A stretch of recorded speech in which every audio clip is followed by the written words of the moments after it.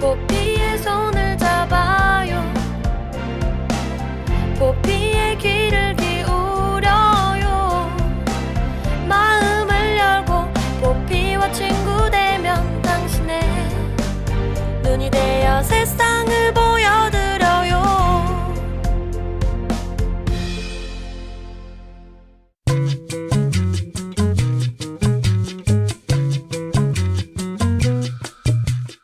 여름에 운동을 하면 땀을 많이 흘려 몸무게도 더 잘 빠지고 운동도 제대로 했다는 기분이 들기 쉽죠.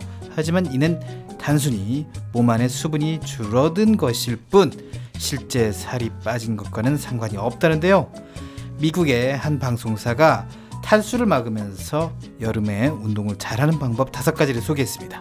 몸의 수분을 적절히 유지하는 가장 좋은 방법은 운동 전과 후에 몸무게를 맞춰주는 것인데요. 운동 직후 500g 정도 몸무게가 줄었다면 그만큼 수분을 잃었다는 뜻이기 때문에 같은 양의 물을 보충해줘야 합니다.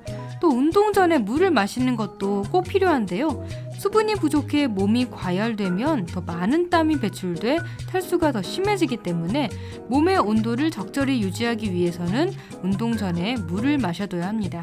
그리고 몸이 운동에 적응할 충분한 시간을 주는 것도 필요한데요.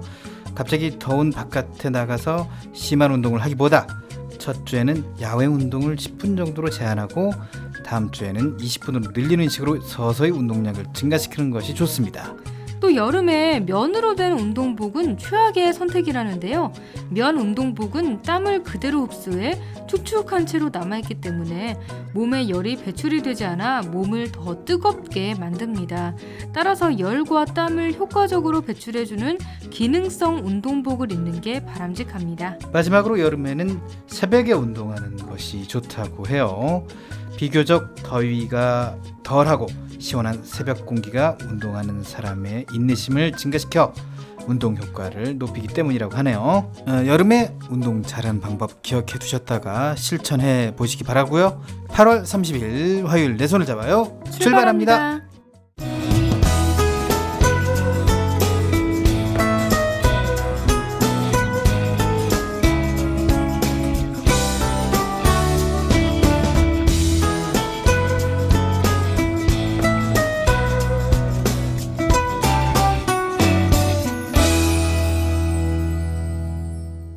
안녕하세요. 내 손을 잡아요. 지혜기랭의 권순철입니다. 안녕하세요. 흥목희입니다. 네. 8월 말이 됐군요. 네, 벌써 이제 한여름도 다 가는 건가요? 아니겠죠? 뭐 영혼 없는 멘트가 이어지고 있는 건 다들 너무 더우니까 9월까지 또 더울 것 같으니까. 네. 그래서 이렇게 더운데 밖에서 운동하시는 분들은 정말 대단한 거예요. 네. 그런데 운동 후에 몸무게가 줄어드는 것처럼 보이는 게 단순히 수분이 빠진 것에 불과하다니. 뭐 충격입니다. 네, 역시 500g이라도 빠지긴 빠졌다라고 좋아했는데 물만 빠진 거였다. 그렇습니다. 네. 뭐 역시 하루아침에 이렇게 살이 빠지게 되는 건 뭐 기대하기 좀 어려운. 그렇죠. 그냥 기대가 무리네요. 기대가 무리야. 네. 운동은 그냥 꾸준히 해야 조금씩 빠지니까 그냥 넉넉히 있다가 하다 보면 언젠간 빠지겠지 하고 하다 보면 쑥 빠져 있지 않을까요? 설마요? 또 근데 탈수가 진행이 되면 몸이 과열되고 세포에 공급되는 에너지가 줄어들어서 몸 전체가 심한 스트레스를 받게 된대요. 네. 그러니까 운동 전후에 충분한 수분 공급 잊지 마셨으면 좋겠습니다. 네, 이제 더위가 한풀 꺾였을까는 잘 모르겠습니다만은 그래도 뭐 아직 덥잖아요. 네. 한풀이 꺾였을지 잘 모르겠습니다만 더워요. 자, 올해 더위가 9월까지 계속된다니 하니까 뭐 여름 운동 잘하는 법을 좀 기억해 두실 필요가 있을 것 같습니다. 네. 그리고 건강 지키시기 바라겠어요. 네, 그럼 내 손을 잡아요 코너 소개해 드릴게요. 요즘 무더위를 피해서 시원한 실내로 피서 떠나시는 분들 많으시죠? 영화관이나 마트도 좋지만 이색 박물관 피서는 어떠세요? 오늘 이야기 톡톡에서는 개성 만점 세계의 이색 박물관에 대해 알아봅니다. 우리 사회는 장애인에 대한 편견, 많은 편견이 존재하지만 사실 장애는 단지 조금 다른 것에 불과하다고 하죠. 오늘 권순철의 함께 사는 세상에서는 사회 속 위풍당당 시각장애인에 대해 알려드립니다. 홍옥희의 그림 읽어주는 여자에서는 르네상스의 길을 연 화가 지오토 디 본도네에 대해 얘기 나눠보겠고요. 이국제의 정보톡톡에서는 딸꾹질 멈추는 꿀팁에 대해 알아봅니다. 내 손을 잡아요에서는 여러분의 많은 참여를 기다리고 있습니다. 참여할 수 있는 방법은 다양합니다. 페이스북에서 KTV 국민방송 인터넷 라디오를 검색하면 제 페이지가 나오는데요. 그쪽으로 메시지 주시거나 아니면 인터넷에서 포피 채널을 검색하면 블로그를 통해서도 참여가 가능합니다. 많이 참여해주세요. 청년은 꿈꿉니다. 패션 디자이너가 되고 싶다고. 요리사가 되겠다고. IT 전문가가 꼭 되고 싶다고. 우리는 이 청년들의 꿈에 날개를 달아주고 싶습니다. 청년 희망재단, 대한민국 청년을 응원합니다. 청년 희망 아카데미, 청년 취업의 길잡이가 됩니다.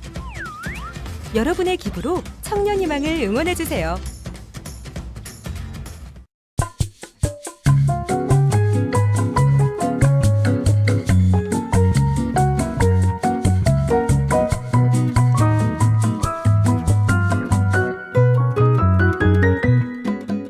박물관은 뭐 학교 체험학습으로나 가는 그런 고리타분한 곳이라는 편견 아직도 갖고 계시나요?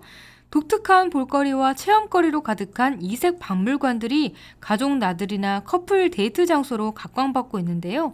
아직 무더위가 가시지 않은 요즘 피서지로도 인기 만점인 이색 박물관들을 테마별로 소개해드립니다. 네, 저도 뉴스에서 가끔 이색 박물관 소개하는 걸 봤는데 정말 기발한 것들이 좀 많더라고요. 네. 오늘은 또 어떤 정보들 좀 준비하셨는지 기대가 되는데요. 네, 첫 번째로 동물을 소재로 한 박물관들 소개해드릴게요. 먼저 서울 종로구에 위치한 부엉이 박물관이 있는데요. 이곳은 일명 부엉이 엄마로 통하는 관장 배명희 씨가 30년간 모은 세계 각국의 부엉이 소재 미술품과 공예품 2,000여 점을 전시해 놓은 박물관입니다. 이탈리아 무라노 섬에서 만든 유리공예 부엉이 작품과 독일, 체코에서 만든 부엉이상, 아프리카에서 온 대리석 부엉이 등 다양한 작품이 전시되어 있어요.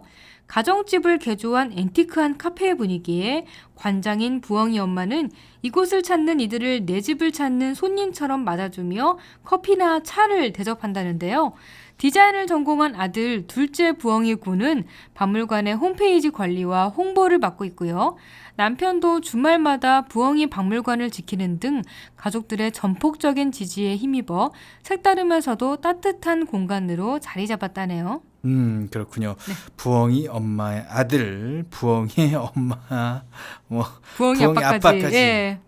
부엉이를 사랑하는 가족이 틀림없습니다. 네네. 요새 이렇게 개인적으로 좋아하는 물건들을 수집하다가 이걸로 개인 박물관을 차리는 경우도 좀 많더라고요. 네. 개인의 취미가 다른 사람들에게도 색다른 경험과 즐거움을 준다면 의미 있고 좋은 일인 것 같아요. 또 다른 동물 소재 박물관 어떤 것들이 있나요? 네, 이번에는 꿀꿀꿀 하는 돼지 박물관인데요. 경기 이천시에 위치한 돼지 보러 오면 돼지 박물관은 돼지를 테마로 한 교육과 체험을 진행하는 교육농장입니다. 네, 돼지 보러 오면 돼지. 이름이 네. 참 재미있습니다. 그렇죠. 이 돼지 박물관의 전시실과 주변에는 돼지를 테마로 세계 각지에서 수집한 인형, 도자기, 공예품 1,300여 점이 전시되어 있고요.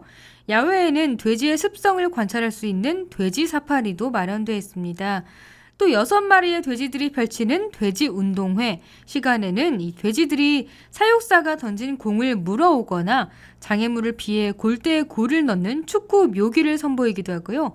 아이들이 바른 먹거리를 직접 만들어 볼 수 있는 소시지 체험 등도 운영 중입니다. 그런가 하면 한때 우리나라 최고의 고래 산지로 명성이 자자했던 울산에는 장생토 고래 박물관이 있어요.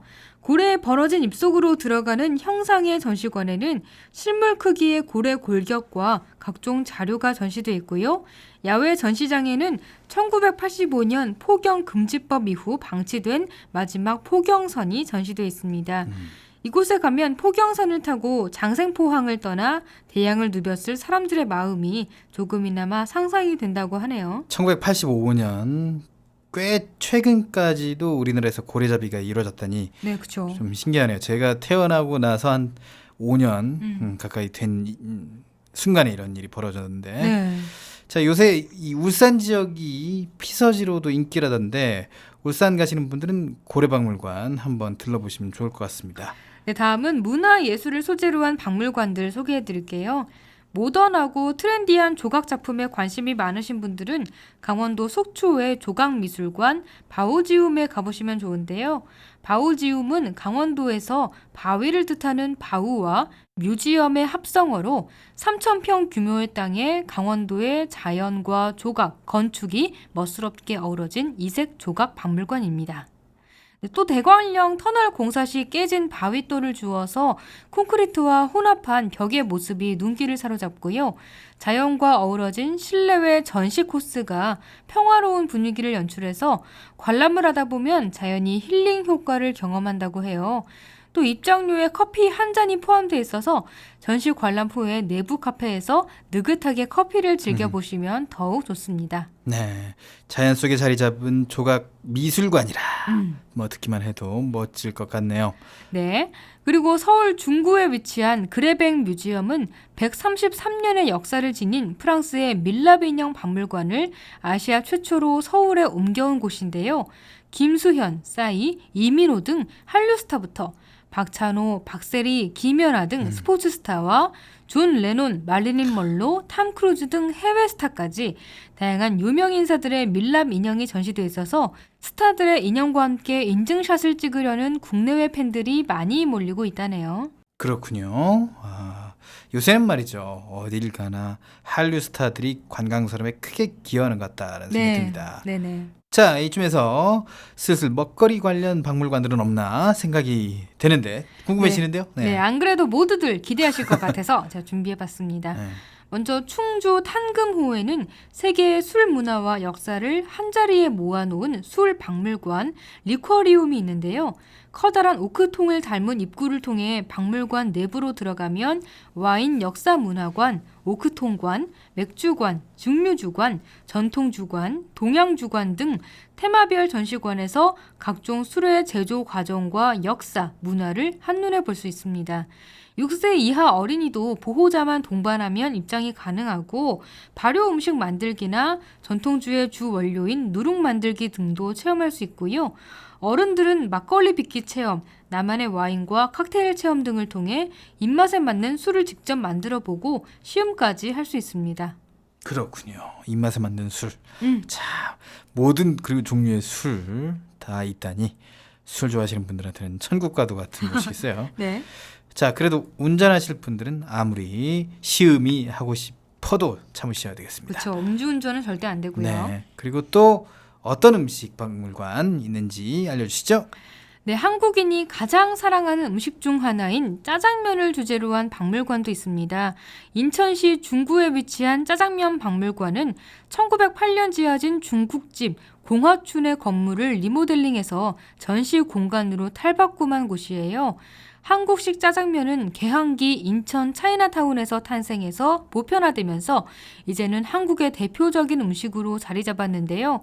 이 박물관에서는 짜장면의 탄생과 역사적 배경, 옛 중국집의 풍경과 주방, 짜장면의 종류와 차이나타운의 생활 모습 등을 볼 수 있습니다. 그래서 이곳을 나온 후에는 인천의 즐비한 짜장면집으로 발길을 옮기는 경우가 많다고 해요. 네. 짜장면 모형을 계속 보다 보면 뭐 자연히 그렇게 되겠어요. 네, 보다 보면 먹고 싶어지니까요. 네. 자, 그리고 세계 대표 음식 박물관도 준비하셨다고요? 네, 먼저 가까운 일본의 요코하마에 위치한 신 요코하마 라면 박물관 소개해 드릴게요. 이곳은 지역마다 다른 일본의 라면 문화를 한자리에서 만나볼 수 있는 곳으로 유명한데요. 박물관이지만 내부는 1958년 도쿄의 모습으로 재현돼 있어서 마치 테마파크에 온 듯한 분위기입니다. 하필 1958년을 재현한 이유는요. 일본의 니신사에서 개발한 세계 최초의 인스턴트 라면이 그해 처음 나왔기 때문이라고 하네요. 이곳에는 일본 전역에서 인기를 끌고 있는 9개 라면 전문점이 들어와 있어서 지역마다 다른 다양한 맛을 경험할 수 있고요. 라면숍에서는 일본 전국에서 판매하는 다양한 종류의 라면을 구매할 수도 있습니다. 네, 요새 일본 라면 좋아하시는 분들도 많던데 일본 여행 계획 있으시면 한번 들러보시는 것도 좋을 것 같습니다. 야, 일본 라면 맛있더라고요. 그쵸? 먹어봤더니. 예. 자, 다음은 또 어떤 나라의 박물관인가요? 네, 이번에는 유럽으로 한번 가보겠습니다. 세계에서 유일한 프렌치 프라이 박물관이 있는 곳, 다름 아닌 벨기에의 브루제입니다. 그래요. 프렌치 프라이 박물관이 프랑스가 아니라 벨기에에 있군요. 네, 근데 그쵸? 벨기에가 사실 이웃한 나라이기 때문에 뭐 있을 수도 있을 그렇긴 것 같다는 하죠. 생각이 예. 듭니다. 네. 그 일반적으로 프렌치 프라이가 프랑스에서 만들어졌다고 생각이 되잖아요. 프렌치라는 이름 때문에. 네, 그렇죠. 근데 사실은 벨기에에서 가장 먼저 시작이 됐다고 네. 해요. 17세기 말 벨기에 귀족들 사이에서 인기였던 감자튀김이 미국에 전파되면서 프랑스식 감자튀김으로 잘못 소개돼 지금까지 프렌치 프라이로 이름이 굳어져 버렸다고 하는데요. 벨기에 사람들 되게 기분 나쁘겠네요. 그러게요. 미국 사람들 싫어하겠는데요. 물론 이 미식의 나라 프랑스에서도 프렌치 프라이를 프랑스의 국민 음식이라고 주장해서 지금도 이 기원에 대해서는 벨기에와 함께 논란이 일고 있다고 하네요. 마치 그 영덕대게와 울진대게 그쵸? 어느 게 진짜인가. 네, 뭐. 자존심 싸움 하는 거죠. 그렇죠. 아무튼 이곳 프렌치 프라이 박물관에는 수십 종의 프렌치 프라이와 케첩, 마요네즈 등 각종 소스, 그리고 프렌치 프라이에 쓰이는 감자 등이 전시되어 있고요. 세계 각국의 프렌치 프라이 문화도 살펴볼 수 있다고 합니다. 네, 프랑스와 벨기에 바로 뭐 이웃 나라니까 비슷한 시기에 같이 뭐 생겨났을 수도 있고 제가 이제 말씀드렸잖아요 아까. 네. 자, 아무튼 뭐 우리끼리야 뭐 그냥 프렌치 프라이를 맛있게 즐기면 되는 것 같습니다. 그쵸, 뭐 프랑스 거든 벨기에 거든 네, 맛있으면 그렇습니다. 그만이죠. 네. 네, 그리고 마지막으로 독일 소시지의 모든 것을 만나볼 수 있는 베를린 커리부어스트 박물관도 소개할게요. 네, 독일의 소시지 박물관 뭐 이건 앞뒤가 딱 맞는 것 같네요. 그쵸. 그런데 커리부어스트 이건 무슨 뜻인죠? 네, 독일에선 보통 소시지를 그냥 먹는 게 아니고 케첩과 함께 노란색 카레 파우더를 곁들여 먹는데요. 이것이 바로 독일의 국민 간식인 커리부어스트입니다. 단순한 레시피지만 1년에 무려 8억 개의 커리부어스트가 팔릴 정도로 중독성이 강하다는데요. 커리부어스트를 처음 선보인 사람은 베를린 태생의 헤르타 호이베르라는 사람으로 제2차 세계대전 후 영국군으로부터 얻은 케첩과 카레 파우더를 소시지에 가미해서 폐허로 변한 베를린 거리에서 팔기 시작했는데 일주일에 10,000개가 팔릴 정도로 선풍적인 인기를 끌었답니다. 그녀의 전설적인 성공담과 커리부어스트의 모든 것을 바로 이곳 커리부어스트 박물관에서 만나볼 수 있다고 해요. 영국의 일간지 가디언은 이곳을 베를린 10대 박물관 중 하나로 선정하기도 했다니까 과연 독일에서는 소시지의 위상이 정말 대단한 것 같습니다. 대단하겠는데 진짜 짜다고 독일의 지인이 알려줬습니다만은 예. 어쨌든 먹어보실 분들은 좀 먹어보셨으면 좋겠어요. 네. 독일 여행 가시는 분들은 커리부어스트 박물관도 잊지 말고 들러보시기 바라겠습니다. 네, 오늘은 국내외의 다양한 이색 박물관들 만나봤는데요. 박물관은 지루한 곳이라는 편견, 이 정도면 좀 없어지셨을 것 같아요. 날이 덥다고 집에만 계시지 말고 실내에서 시원하게 관람할 수 있는 다양한 이색 박물관에서 즐거운 추억 만들어 보셨으면 좋겠습니다. 내 손을 잡아요에서는 여러분의 많은 참여를 기다리고 있습니다. 알고 싶은 정보가 있다, 방송에 참여해보고 싶다, 함께 나누고 싶은 사연이 있다, 모두 좋습니다. 페이스북에서 KTV 국민방송 인터넷 라디오를 검색하면 저희 페이지가 나오는데요. 주저하지 마시고 저희에게 메시지 보내주세요. 그리고 인터넷에서 포피 채널을 검색하면 블로그를 통해서도 참여가 가능합니다. 네, 방송을 들을 수 있는 방법도 알려드릴게요. KTV 국민방송 홈페이지와 모바일 앱 팟빵으로 접속하면 실시간으로 들을 수 있습니다. 그리고 유튜브를 통해서도 만날 수 있고요. 혹시 실시간으로 진행되는 방송을 놓친 분들은 팟캐스트 서비스를 이용하면 다시 들을 수 있습니다.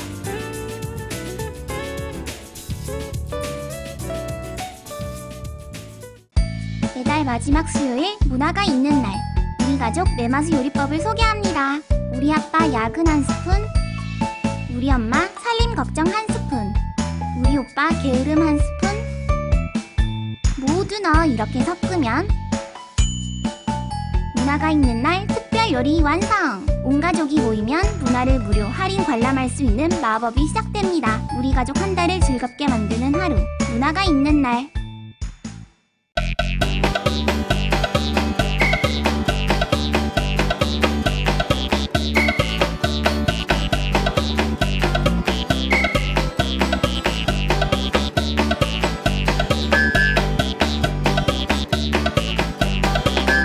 여러분은 지금 KTV 포피 채널 내 손을 잡아요를 듣고 계십니다. 이번 시간은 권순철의 함께 사는 세상입니다. 네. 오늘 함께 사는 세상에서는 사회 각 분야에서 위풍당당하게 활동 중인 시각장애인들을 만나보려고 하는데요. 일단 저는 빠졌습니다. 순철 씨도 여기 들어가 있었어야 했는데. 네, 고맙습니다. 네. 자, 먼저 미국 미네소타주에서 변호사 자격을 취득해 화제가 된 시각장애인 김현아 씨가 있습니다. 진짜 대단한 분인데요. 우리나라도 아니고 무려 미국에서. 네. 그럼 미국 로스쿨에 유학했던 건가요? 네, 맞습니다. 선천성 시각장애인인 현아 씨는 초중 고등학교 과정 12년을 부산명학교에서 공부했고 이후 공주대에 진학해 특수교육과 법학을 복수 전공하면서 장애인 교육과 인권에 관심을 두게 되는데요. 2007년에는 미국 콜롬비아 칼리지에서 교환학생으로 공부하며 미국 로스쿨 진학 준비를 시작했다고 합니다. 이게 대단한 게 네. 이 일반 학교를 다닌 사람이라던가 네. 뭐 중도 실명한 사람이라면 가능할 수도 있다라고 볼 수 있어요. 근데 맹학교만 12년 다니고 대학에 진학해서 유학까지 해가지고 로스쿨을 갔다. 그러게요. 이건 대단한 겁니다. 그러게요. 시각장애인으로 볼 때. 대학까지 한국에서 나왔는데 네. 영어를 굉장히 어떻게 하셨을까요? 그것도 한국에서도 변호사 되기도 어려운데 그러게 말입니다. 미국 유학을 선택한 이유도 궁금하고요. 현아 씨가 미국 변호사의 길을 택한 건 한국보다 좀 더 인권이 발달한 곳에서 넓은 세상을 경험하고 싶었다고 해요. 네. 하지만 현아 씨는 미국 로스쿨 입학 시험인 LSAT를 준비할 때부터 시험에 어려운 부분뿐만 아니라 책이나 자료를 구하는 이 많은 어려움을 겪었다고 해요. 전맹 시각장애인이 로스쿨을 준비한다는 것은 뭐 그녀가 좀 처음에서 말이죠.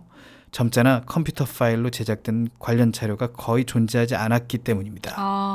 그럼에도 불구하고 여러 복지관과 가족, 친구들의 도움으로 열심히 공부에 임할 수 있었고 마침내 2009년 12월 미네소타 로스쿨에 합격을 했습니다. 네, 정말 다행인데 그런데 또 로스쿨에 가서도 적응하는 게 쉽지 않았을 것 같아요. 네, 그렇죠. 현아 씨는 입학하자마자 넓은 캠퍼스에 복잡한 길을 익혀야 했고 비장애인들보다 2배 이상 느린 읽기 속도와 아직 부족한 영어 실력으로 미국 최고의 수재들과 경쟁해야 했습니다. 부족한 수면 때문에 방향 감각이 떨어져 길을 가다가 넘어질 뻔한 적도 많았고 미네소타주는 겨울이 길고 눈이 많이 오는 곳이라서요. 겨울에 학교에 가다가 길을 헤맨 적도 많았다고 해요. 하지만 가족과 친구들의 응원 또 국내 기업의 후원과 미네소타 로스쿨의 아낌없는 지원으로 마침내 지난 5월 변호사 자격증을 받을 수 있었습니다. 네, 정말 그냥 수없는 역경 다 이겨내고 꿈을 이루신 거잖아요. 근데 또 저는 사소한 일에 뭐 그냥 힘들다 포기한다 이런 말 쉽게 하는데 이분을 보면 그럼 제가 좀 부끄러워지네요. 네. 네, 현아 씨는 다른 어려움보다 내가 해낼 수 있을까라는 자기 자신과의 싸움 때문에 가장 힘들었다고 해요. 하지만 그럴 때마다 나도 할 수 있다, 요새 할 수 있다라는 그렇죠. 말이 유행이 되고 있는데 이런 생각을 수없이 많이 되새기고 그동안 돌봐주신 부모님과 주위 분들을 떠올리며 이겨냈다고 합니다. 네, 저도 오늘부터 마음을 잡고 뭐 영어 공부라도 일단 뭐라도 시작을 해야겠어요. 네, 뭐 저한테 자극을 줄 수 있는 또 다른 분의 사례 또 있나요? 네, 1급 시각장애인으로는 세계 최초로 공인 재무분석사 CFA 자격증을 따고 미국 월스트리트의 투자은행에서 근무해온 신순규 씨의 사례도 있습니다. 이분은 9살 때 녹내장으로 인해 시력을 잃게 됐는데요. 순규 씨의 어머니는 아들에게 넓은 세상을 보여주기 위해 15살인 순규 씨를 미국에 보내서 피아노를 전공하게 했습니다.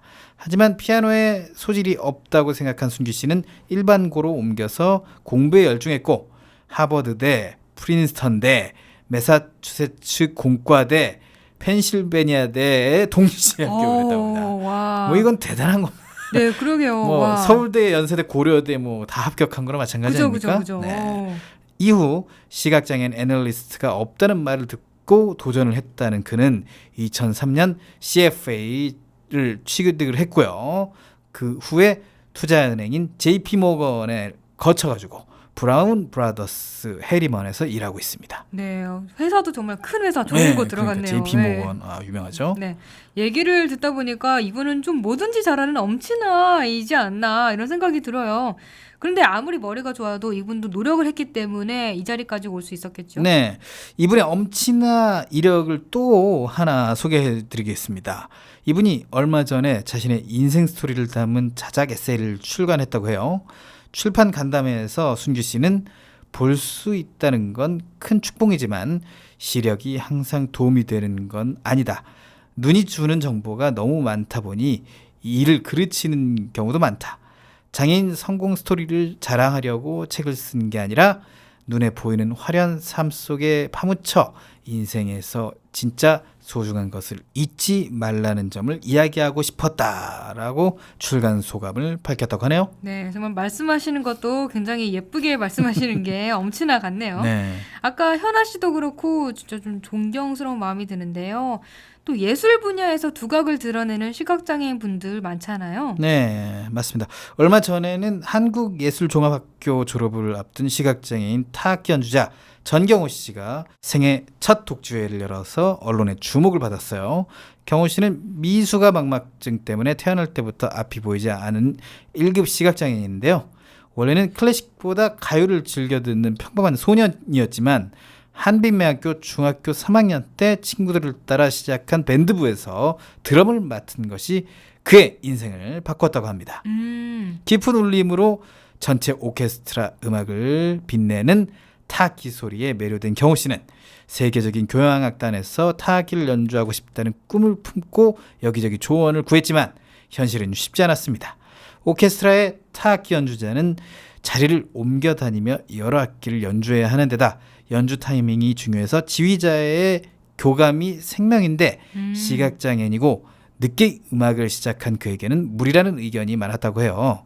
하지만 때마침 한빛매학교에서 음악 전공과를 신설하면서 경호 씨는 정식으로 타악기를 배우기 시작했습니다. 네, 뜻이 있으면 길이 보인다라는 말이 있는데 여기에 좀 맞는 것 같아요.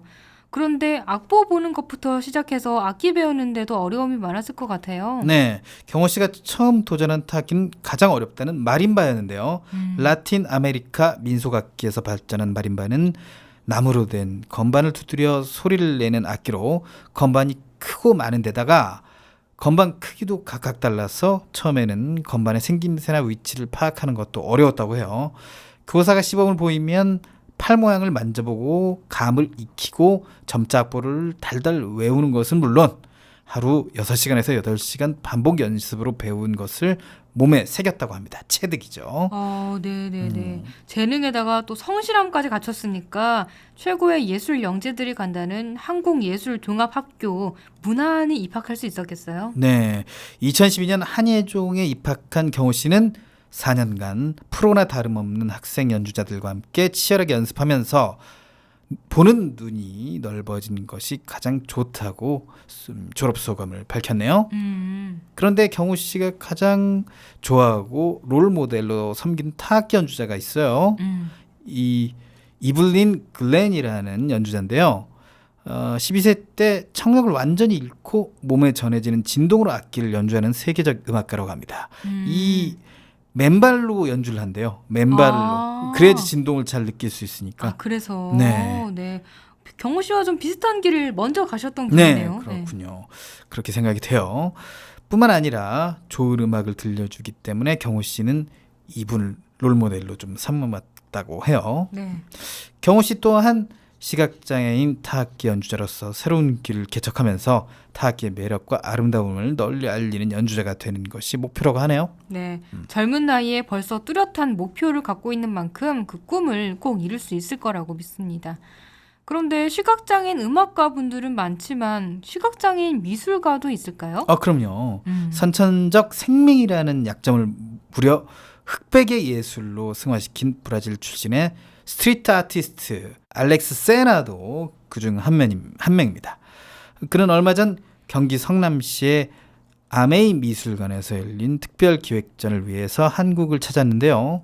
한국 첫 단독 전시회에서 그는 드로잉, 회화, 조각 등 20여 점의 작품을 소개하고 스트리트 아트의 현장감을 살리기 위해 전시장 벽에도 그림을 그렸습니다. 그의 작품의 특징은 전부 흑백 컬러로만 구성되어 있다는 건데요.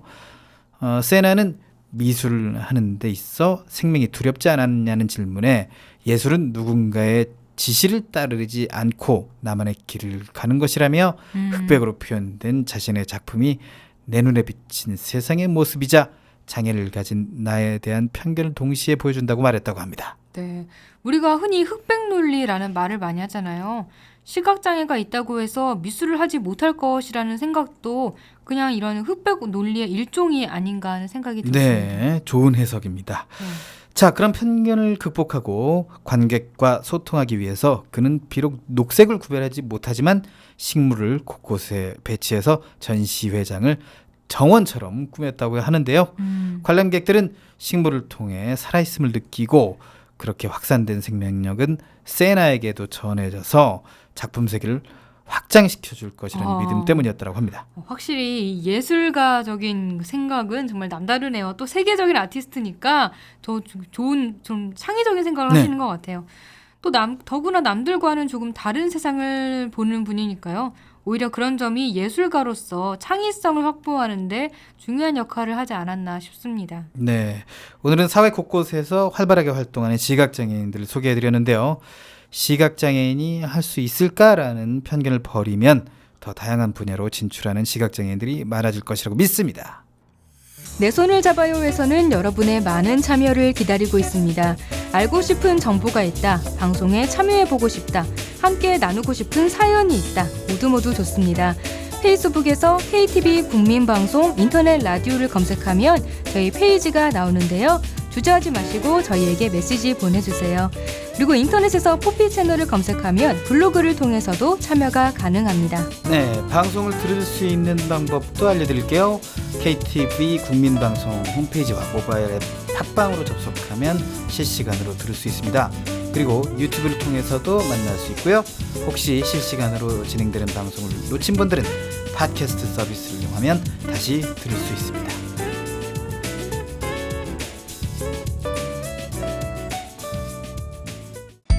매달 마지막 수요일 문화가 있는 날 우리 가족 매마수 요리법을 소개합니다. 우리 아빠 야근 한 스푼, 우리 엄마 살림 걱정 한 스푼, 우리 오빠 게으름 한 스푼. 모두 넣어 이렇게 섞으면 문화가 있는 날 특별 요리 완성! 온 가족이 모이면 문화를 무료 할인 관람할 수 있는 마법이 시작됩니다. 우리 가족 한 달을 즐겁게 만드는 하루 문화가 있는 날.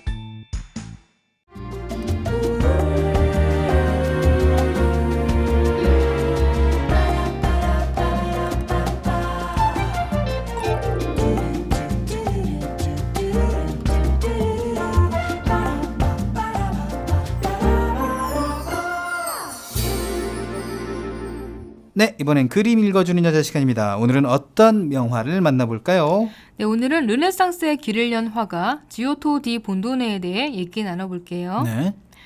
오늘 소개할 화가 지오토의 이름은 아주 오랫동안 화가와 동의어였습니다. 즉 지오토가 곧 화가의 대명사로 사람들에게 아주 오랫동안 각인이 된 건데요. 지오토의 업적이 그만큼 미술사에 중요하기 때문입니다. 얼마나 대단한 화가이기에 이름 자체가 화가라는 뜻으로 불릴 수 있었을까요? 네, 지오토는 13세기 말부터 14세기 초에 이어지는 고딕에서 르네상스로 넘어가는 시기에 중세의 미술에서 달피해 르네상스 미술로 가는 발판을 마련한 화가로 평가받고 있습니다. 중세의 고딕 양식, 비잔틴 양식을 벗어나려고 미술가들이 여러 가지 시도를 하고 있을 때 자연을 관찰한 것을 바탕으로 과학적으로 그림을 시작한 르네상스라는 새 시대를 열고 회화의 흐름을 바꾼 게 지오토예요. 그런 업적 때문에 지오토는 화가의 동의어가 될 수 있었습니다. 지금도 대부분의 미술사 책은 지오토부터 서술을 시작한다고 해요. 즉 지오토가 회화의 시작이라고 보는 거죠. 그렇군요. 그런데 예전에 최초로 원근법을 사용한 화가로 마사초를 소개한 적 있지 않았어요? 네, 과학적인 원근법 기법을 사용한 마사초의 성 삼위일체를 소개한 적이 있었죠. 그런데 지오토는 마사초보다 훨씬 앞서 살다간 사람이에요. 지오토는 1266년부터 1337년 살았던 사람이고 마사초는 1401년부터 1428년까지 살았습니다. 그렇군요. 지오토가 있었기 때문에 마사초가 더 발전한 방식, 원근법으로 그림을 그릴 수 있었다고 볼 수 있겠어요. 네, 그렇죠. 그렇다면 왜 지오토가 르네상스의 길을 연 화가로 평가받는지, 지오토의 그림의 특징이 뭔지 이것도 궁금하시죠? 네. 지오토는 중세 시대의 특징이었던 평면적인 그림을 극복하기 위해서 입체감과 실제감을 표현하는 그림을 그린 화가입니다. 그렇군요. 지오토의 생애와 함께 더 자세히 좀 얘기를 해볼까요? 네, 지오토가 그림에 발을 들이게 된 재미있는 에피소드가 있어요. 예전에 레오나르도 다빈치의 생애를 이야기하면서 그의 스승 베로키오가 레오나르도의 실력을 보고 제자가 자기보다 뛰어난 화가라는 걸 깨닫고 회화를 접고 조각에만 전념했다라고 한 적이 있는데요. 그런데 지오토도 스승을 놀라게 했고 스승보다 뛰어난 화가로 평가받는 제자입니다. 지오토의 스승은 치마부에라는 화가예요. 이탈리아 피렌체 화파의 시조로 여겨집니다. 어느 날 당시 피렌체 최고 화가였던 치마부에는 근방의 시골 마을 베스피냐뇨에 갔다가 바위에 그림을 그리며 놀고 있던 10살 정도의 양치기 소년을 발견합니다. 그런데 이 바위에 그린 그림이 너무 뛰어나서 놀란 치마부에가 혹시 너 어디서 그림을 배운 적 있냐라고 물어보니까 소년은 그림을 배워본 적이 없다고 말합니다. 혼자 이 정도로 그려내는 실력이라는 걸 알고 나서 치마부에는 소년을 데려와서 자기 제자로 삼았다고 해요. 그 소년이 지오토군요. 네, 그렇죠. 그런데 이거는 좀 전설 같은 일화이기 때문에 확증된 이야기는 아닙니다. 예. 어쨌든 지오토는 서서히 치마부에를 압도했다는 건 사실이에요. 스승을 뛰어넘는 지오토의 명성이 널리 알려지게 된 계기는 고대 시인 단테가 쓴 신곡이라는 문학 작품도 한몫했습니다. 신곡은 시공간을 초월한 여행기라고 할 수 있는데요. 지옥에서부터 시작해서 연옥을 지나 지상 낙원을 거쳐 마침내 천국에서 하느님을 만나는 내용입니다. 그런데 이 책의 연옥편에 치마부에와 지오토가 등장해요. 연옥편 제11곡에는 치마부에가 회화계에서 왕좌를 차지했나 했더니 이제는 지오토가 명성을 얻었다. 때문에 전자의 그림자는 흐려져 버렸다라는 묘사가 나옵니다. 네, 지오토 때문에 치마부의 명성이 흐려졌다는 얘기죠? 네, 단테가 이 내용을 쓴 이유는 명성이라는 것은 영원하지 않으며 허망한 것이다 라는 것을 표현하기 위해 든 예시 같은 거였어요. 하지만 어쨌든 단테가 쓴 내용이 치마부에보다 지오토가 더 대단한 화가라는 걸 증명하는 꼴이 됐습니다. 청출어라며? 그렇죠? 네. 지오토의 어떤 점이 치마부에보다 뛰어났다는 건지 좀 알려주십시오. 네, 간단히 말하면 지오토는 치마부에가 표현하지 못했던 입체감, 공간감을 살려서 그림을 그렸어요. 치마부에가 선을 중심으로 그림을 그렸다면 지오토는 면을 살려서 그림을 그렸습니다. 그래서 그림의 질감이 느껴지고요. 실제감이 느껴지도록 그림을 그릴 수가 있었어요. 또 치마부의 그림은 평면적입니다. 여러 사람이 함께 있는 구도로 그릴 때 거리감, 공간감 없이 일률적으로 나열하는 그림을 그렸습니다. 반면 지오토는 여러 사람을 함께 그릴 때 그 사람들을 겹쳐 그리면서 누군가는 앞에 있고 누군가는 뒤에 있다는 느낌이 들도록 했어요. 정확하게 원근법을 적용한 것은 아니지만 공간과 거리에 대한 개념은 확실히 있었습니다. 그렇군요. 네. 또 당시는 사람의 모습을 그릴 때 앞모습, 옆모습으로 얼굴이 보이도록 그렸어요. 그때는 뒷모습을 그린다는 건 상상도 못하던 그런 시대였습니다. 왜냐하면 사람은 무조건 얼굴이 보여야 한다고 생각했거든요. 네. 그런데 지오토는 어떤 상황 속에서 얼굴을 보이며 서 있는 사람뿐 아니라 얼굴이 보이지 않는 뒤돌아 서 있는 사람도 그렇습니다. 훨씬 더 상황을 사실적으로 묘사한 거군요. 그렇죠. 사람들이 모였을 때 다들 앞모습 보이면서 모였지는 않잖아요. 그렇죠. 네. 누군가는 뭐 뒤돌아 있을 수밖에 없는 그런 상황이 됐는데 말이죠. 네. 그런데 아무도 그런 개념을 생각하지 못했던 중세시대 미술에서 지오토가 그런 생각을 해서 그림을 그린 거예요. 그만큼 혁신적이었죠.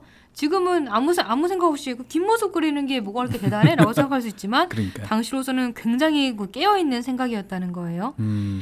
여러모로 지오토의 미술은 이전의 미술과는 달랐습니다. 그가 있었기 때문에 르네상스 미술이 탄생할 수 있었고 그런 점을 회화기가 인정했기 때문에 그로부터 미술사가 시작되고 있는 거예요. 네, 지오토는 유명한 벽화도 남겼다고 하던데요. 네, 지오토는 벽화로 유명한 화가예요. 그는 피렌체에서 활동했었는데요. 중세시대는 자신이 나고 자란 마을이나 도시에서 예술 활동을 펼치고 성당의 벽을 장식하는 게 일반적인 화가의 일이었습니다. 그런데 13세기에서 14세기에 와서는 한 곳에서 명성을 떨친 화가가 다른 지역에 초청을 받아서 그곳에서 작품을 남기는 일도 많아졌어요. 즉 출장을 가게 된 거죠. 지오토는 이탈리아의 아시시라는 지역에 초청을 받아서 아시시에 있는 성 프란체스코 성당에 벽화를 그리는 일을 맡았습니다. 이 성당은 성 프란체스코가 묻혀있는 곳으로 유명해서 지오토는 성 프란체스코의 일대기를 성당의 벽에 그렸는데요. 이 벽화가 그의 대표작 중 하나입니다. 르네상스 시대 화가들은 벽화를 많이 그렸죠. 네, 그렇죠. 이 벽화를 그리는 기법 중 하나를 프레스코라고 하는데요. 르네상스 시대에 발달했습니다. 프레스코는 젖은 회벽이 마르기 전에 물감을 칠해서 회벽이 마를 때는 색이 견고하게 떨어지지 않도록 그리는 그림을 말해요. 이런 특징 때문에 비가 별로 오지 않는 남부 이탈리아에서 주로 쓰는 기법입니다. 이 기법으로 쓴 대표적인 작품인 미켈란젤로의 최후의 심판이 있죠. 네. 이 지오토가 그린 벽화 중에는 성 프란체스코 성당의 벽화도 유명하지만 이탈리아의 파두아라는 지역으로부터 초청받아 그린 스크로베니 예배당 벽화도 걸작으로 칭송받고 있어요. 이 벽화는 예수와 그리고 예수와 관계된 사람들인 성모 마리아 등의 일대기를 그린 그림입니다.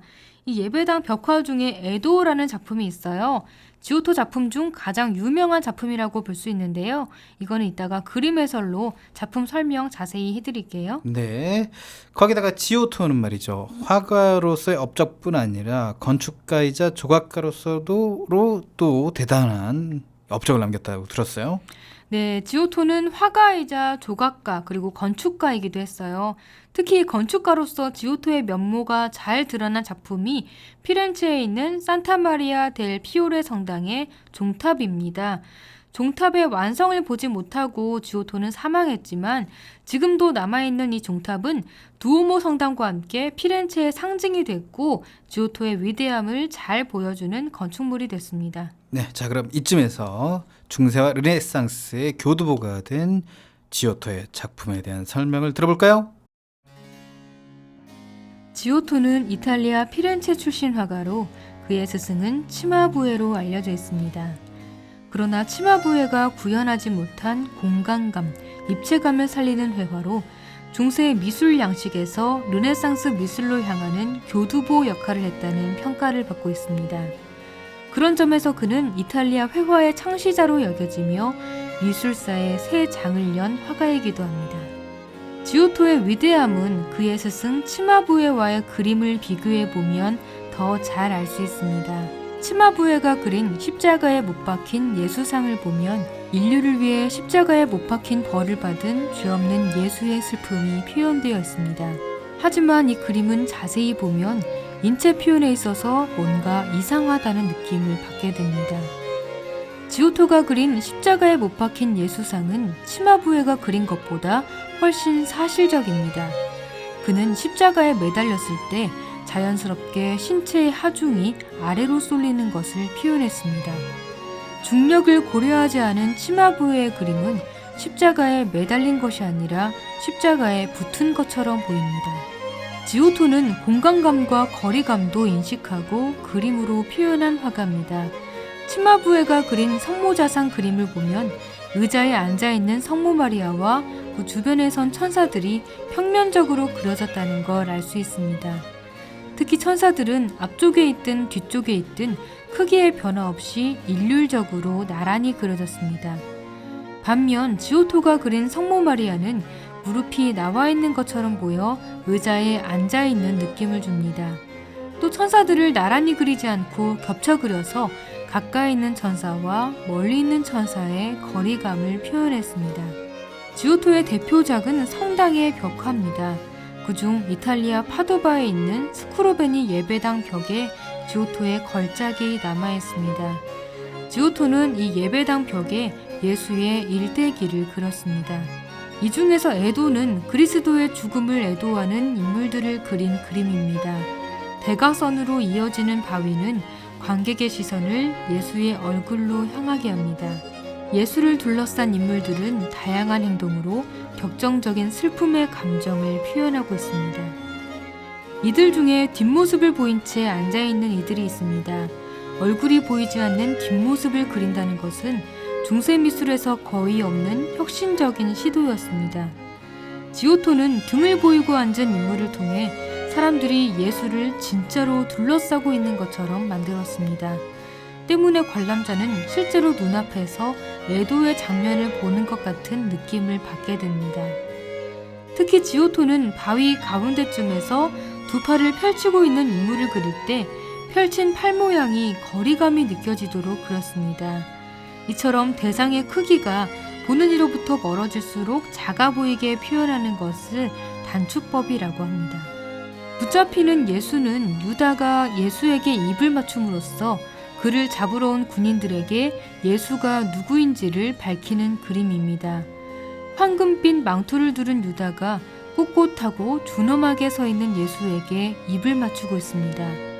그림 왼쪽의 베드로는 예수가 잡히는 것을 보고 화가 나서 대제사장의 하인 말고의 귀를 자르려 하고 있습니다.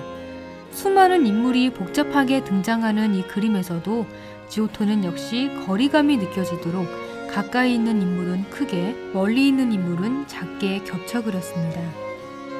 이렇게 지오토의 그림은 중세 미술에서는 볼 수 없는 거리감, 입체감이 있기 때문에 훨씬 더 사실적으로 보입니다.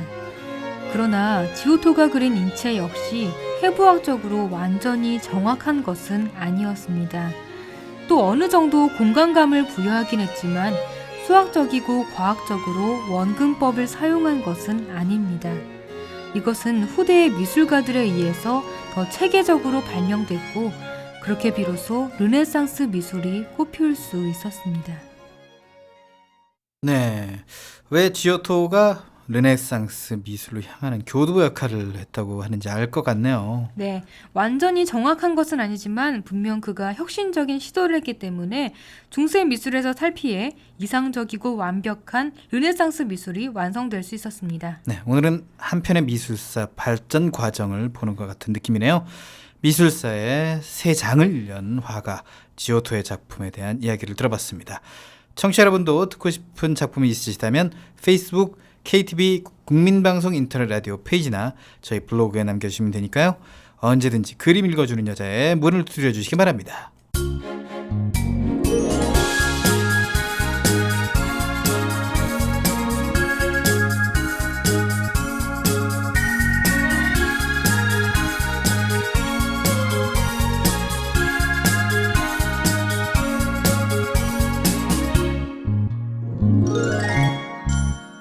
이번 시간은 이국제 정보톡톡입니다. 생활 속 유용한 정보에 대해 소개해드리는데요. 오늘은 어떤 정보가 기다리고 있죠? 네, 오늘 이국제 정보톡톡에서는 딸꾹질 멈추는 꿀팁에 대해 알려드립니다. 정보 톡톡. 여러분 실생활에 도움이 될 만한 정보들을 찾아 소개해드리는 정보 톡톡. 오늘은 딸꾹질 멈추는 꿀팁들을 소개해드리겠습니다. 흔히 딸꾹질을 하는 사람에게 뭘 훔쳐먹었냐는 농담을 하는데요. 딸꾹질은 심리적으로 흥분 상태에 있는 사람들에게 잘 발생하기 때문입니다. 딸꾹질은 시간이 지나면 저절로 멈추지만 의지와 상관없이 장시간 지속되기도 합니다. 그렇다면 딸꾹질은 왜 생기고 딸꾹질을 멈추는 방법에는 어떤 것들이 있을까요? 딸꾹질은 호흡 근육들과 횡격막이 갑자기 수축될 때 폐에 있던 공기가 나가면서 생기는 증상인데요. 딸꾹질을 유발하는 미주신경과 횡격막 신경에 자극을 주는 것이 딸꾹질을 멈추는 좋은 방법입니다. 미주신경은 연수에서 나오는 뇌신경으로 체내 여러 기관에 분포하고요. 각 내장의 운동과 분비에 관여하는데요. 그래서 딸꾹질 멈추는 방법이라고 알려진 것들도 대부분 미주신경을 자극해주는 방법이라고 보시면 됩니다. 자, 그럼 이제 딸꾹질 멈추는 방법들을 살펴볼까요? 첫째, 가벼운 딸꾹질에는 차가운 물을 벌컥벌컥 마셔서 미주신경이 담당하는 식도를 자극하는 것이 좋습니다. 우리가 가장 많이 쓰는 방법이죠. 둘째, 숨을 참는 방법도 있습니다. 숨을 힘껏 들이마신 후에 내뱉으세요. 이때 코나 귀를 막으면서 20초간 숨을 참는 것이 중요합니다. 코나 귀를 막으면 압력이 강해지기 때문에 딸꾹질을 멈추는데 효과를 볼 수 있습니다. 이 방법도 익히 알려진 방법이네요. 셋째, 혀를 잡아당기는 방법입니다. 대표적인 민간요법 중에 하나고요. 딸꾹질이 멈출 때까지 손으로 혀를 잡아당긴 뒤 10초간 유지해 주면 됩니다.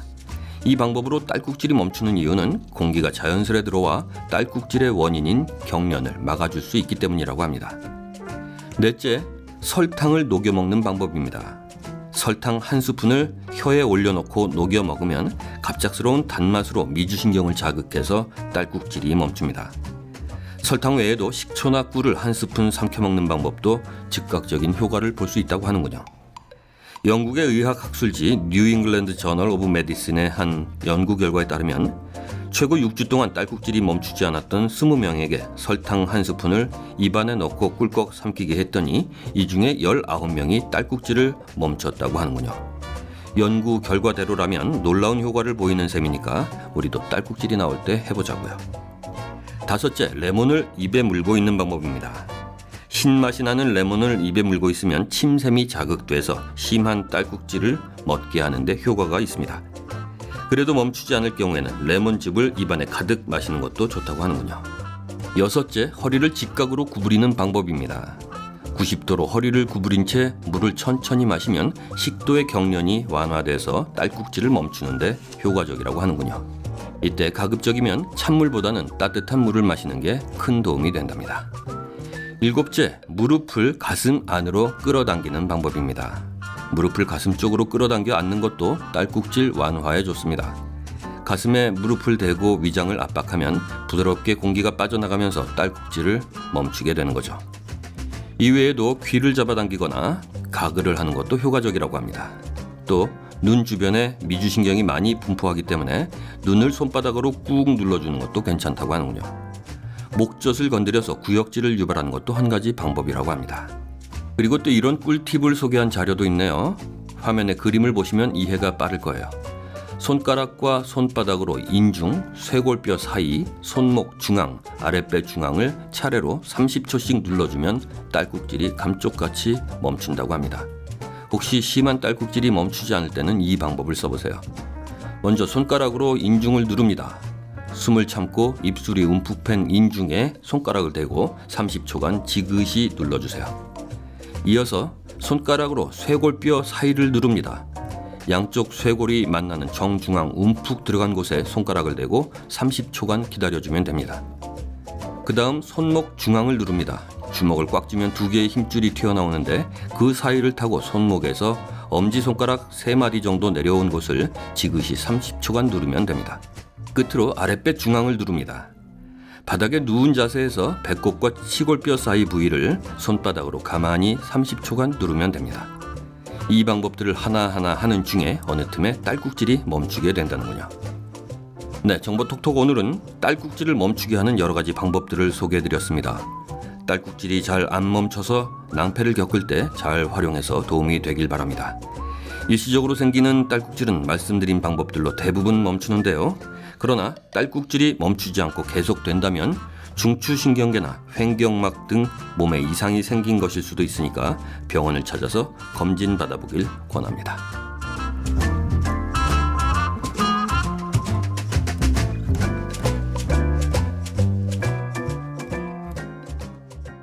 네, 사람 많은 곳이나 아니면 또 조용한 곳에서 갑자기 딸꾹질이 나기 시작하면은 정말 진짜 너무 당황스럽고 어떻게 해야 될지 모르겠어요. 네. 뭐 회의라든지 미팅이라든지 연주회장 이럴 때 딸꾹질 나면 정말 큰일이죠. 그러게요. 그럴 때는 조용히 침만 삼킬 게 아니라 자연스럽게 물을 꺼내서 꿀꺽꿀꺽 들이켜보시면 금방 효과가 있을 것 같습니다. 집에 있을 때는 말이죠. 뭐 설탕 녹여 먹기나 레몬 입에 물기도 뭐 한번 시도해보면 좀 재밌을 것 같다는 생각이 드네요. 네. 자, 8월 30일 화요일 내 손을 잡아요. 저희가 준비한 소식은 여기까지고요. 저희는 9월에 뵙겠습니다. 지금까지 진행 권순철, 홍옥희였습니다. 함께 해주신 여러분 고맙습니다.